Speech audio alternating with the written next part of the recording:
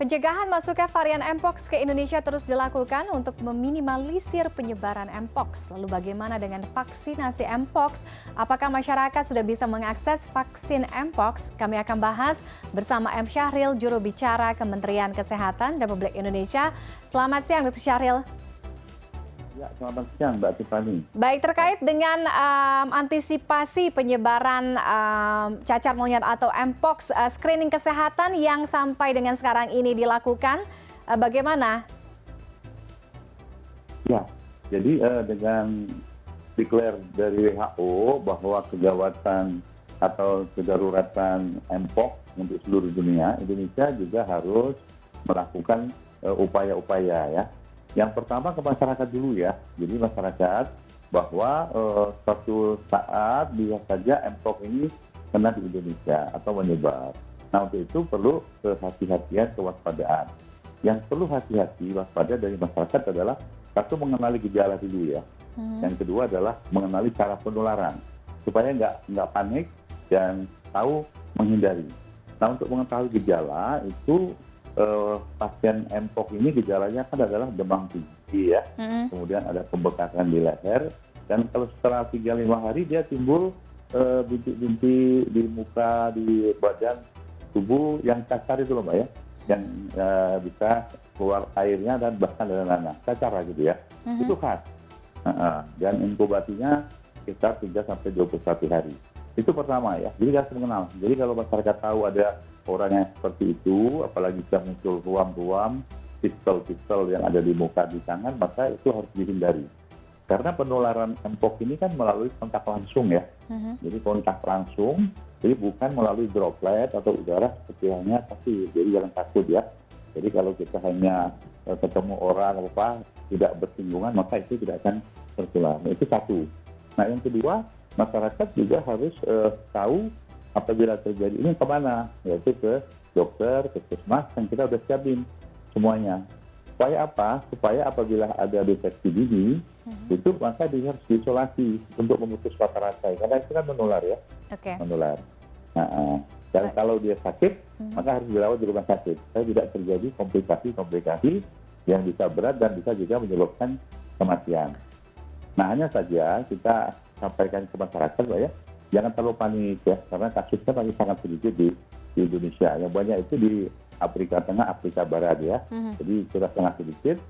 Di Indonesia kemarin tahun 2024 ada 14, tapi itu semuanya ringan dan sudah sembuh ya.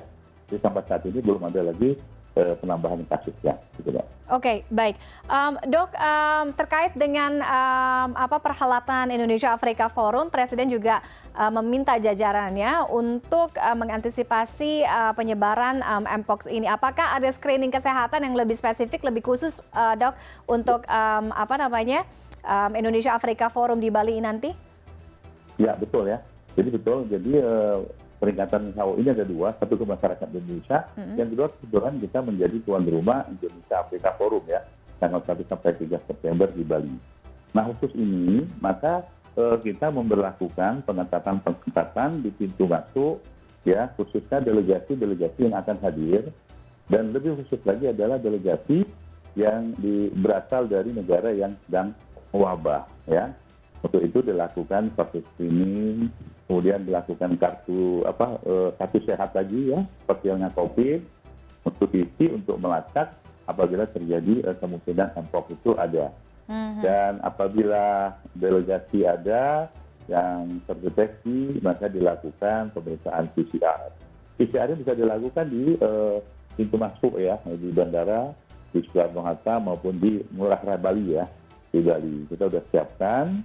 Bahkan kalau memang ada delegasi yang positif, maka segera kita lakukan isolasi, dan apabila memang perlu perawatan, kita sudah menyiapkan rumah sakit yang memang representatif untuk menangani kasus-kasus Mpox ini Mbak. Jadi ini ketat dan menyiapkan segala sesuatunya dengan maksimal ya.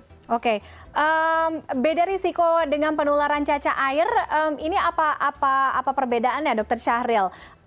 Tingkat risiko penularannya, kemudian apakah betul risiko penularannya ini lebih cenderung cepat kepada anak-anak? Oh tidak, Jadi yang untuk Mpox ini itu lebih banyak kepada dewasa ya. Oke. Dewasa karena ini hubungannya kontak, ya kontak erat. Dan dari kasus yang ada, 96% itu kan laki-laki ya.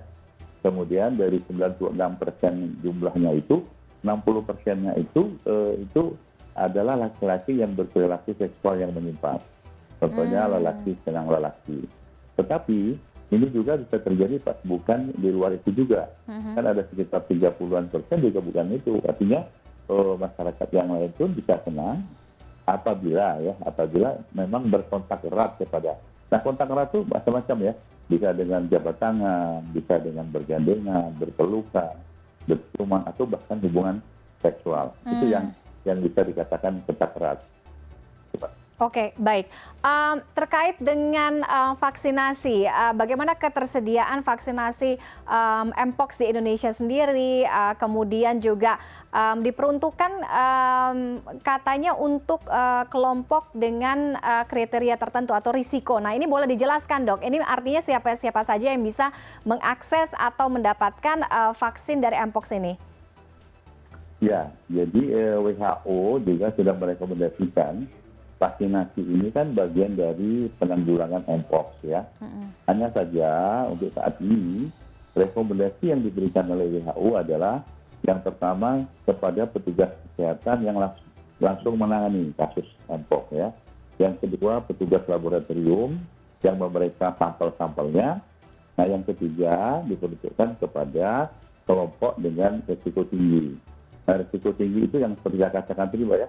Jadi ada kelompok-kelompok yang memang perilaku seksualnya yang tidak seperti biasanya. Nah, ini sudah kita siapkan untuk kelompok-kelompok ini. Nah, sedangkan vaksin yang kita adakan kan sebanyak itu 600 dosis ya. Itu ada 700 untuk di Jakarta dan daerah-daerah yang memang ada kasusnya. Yang kemudian 900 kita siapkan untuk di Event Indonesia Afrika Forum ya di Bali ya. Gitu. Oke, artinya jadi gini, jadi vaksin ini beda dengan COVID, Mbak. Bukan untuk masyarakat umum, secara umum gitu ya. Jadi jangan semuanya minta divaksin dulu atau jangan-jangan ini mereka salah kaprah. Jadi beda ya. Kalau COVID kan diharapkan sebuah orang yang sudah di atas 18 tahun atau di atas 12 tahun kan divaksinasi ya. Tapi kalau ini tidak ya, hanya kriteria yang saya sebutkan tadi ya, Mbak. Oke, untuk kriteria atau kelompok tertentu saja, tadi yang seperti Dr. Syahril sampaikan. Artinya apakah masyarakat bisa mengakses vaksin Mpox ini mandiri di vaskes-vaskes yang ada? Oh tidak, jadi belum. Jadi vaksin ini kan masih sangat terbatas ya. Ya, karena negara-negara yang lain pun belum ada vaksin yang cukup.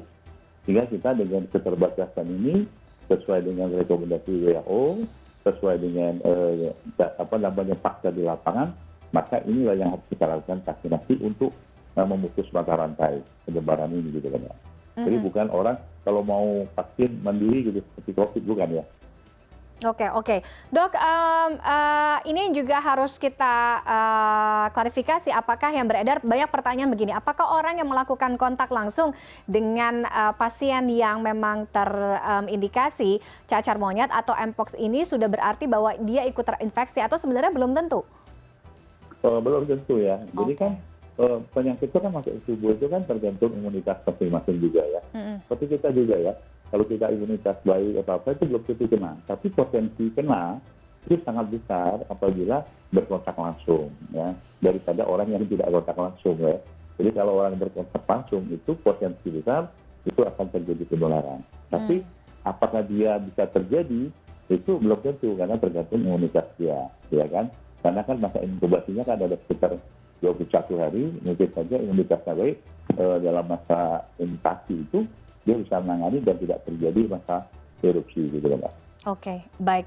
Terima kasih juru bicara Kementerian Kesehatan M. Syahril sudah berbagi informasi terkait dengan cacar monyet atau Mpox di CNN Indonesia Connected siang hari ini. Selamat siang, Dok. Sehat selalu.